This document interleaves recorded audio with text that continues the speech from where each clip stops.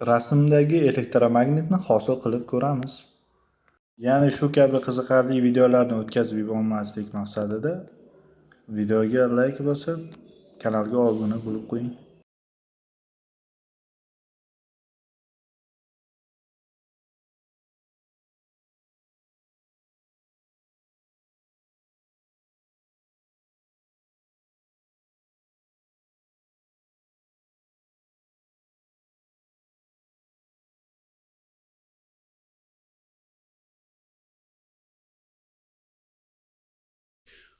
Yuqoridagi videoda magnit maydon yordamida bir jismni boshqa jismga ta'sirini kuzatishimiz mumkin. Bu qanday hosil bo'ldi? Buni hosil bo'lishi 3 xil magnit yordamida hosil qilinadi. Birinchisi doimiy magnitlar, ya'ni biz bilgan oddiygina magnit yordamida va unga temir yopishtiramiz. U temirda yana magnit maydon hosil bo'lib, u o'ziga boshqa jismni tortadi.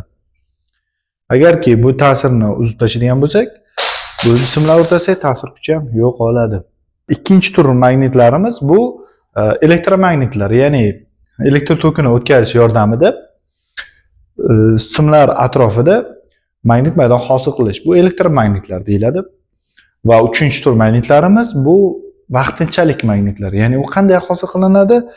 Magnit yordamiga unga magnit maydonni o'zida hosil qilishi mumkin bo'lgan ferromagnitlar deyiladi. Ya'ni ferromagnitlar magnit maydonni kuchaytiruvchi moddalar hisoblanadi. Masalan, temir yoki kobalt moddalari bor. Temir aynan magnit maydonni kuchaytiradi va o'zida magnit maydon hosil qiladi. Va u magnitni boshqa temirga uzatadi va o'z-o'zidan vaqtinchalik magnit vazifasini bajarib beradi bu holatda temir. 3 xil holatini ko'rdik. Demak, elektromagnit, doimiy va vaqtinchalik. Yuqoridagi videoda sim o'rami, ya'ni solenoid hosil qilingan. Solenoidga kuchlanish berish orqali, ya'ni doimiy kuchlanish manbaiga ulangan. Shu kuchlanish manbaiga ulangani orqali elektr toki o'tkazib, elektromagnit hosil qilingan. Bu solenoid ichiga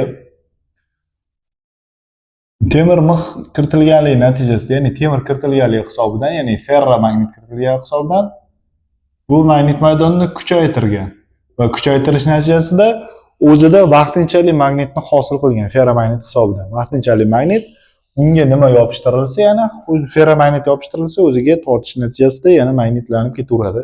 Boshqa magnitlar ham, ya'ni vaqtinchalik magnitlar hosil qilingan.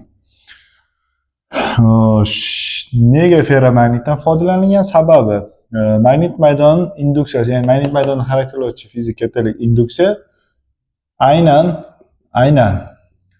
magnit maydon singdiruvchanligiga, ya'ni myuga to'g'ri proporsional va ferromagnitlar uchun induksiyamiz taxminan 600 ming atrofidagi qiymatni qabul qiladi.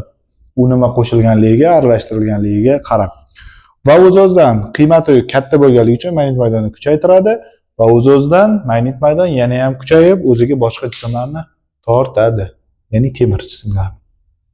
Mana shunaqa.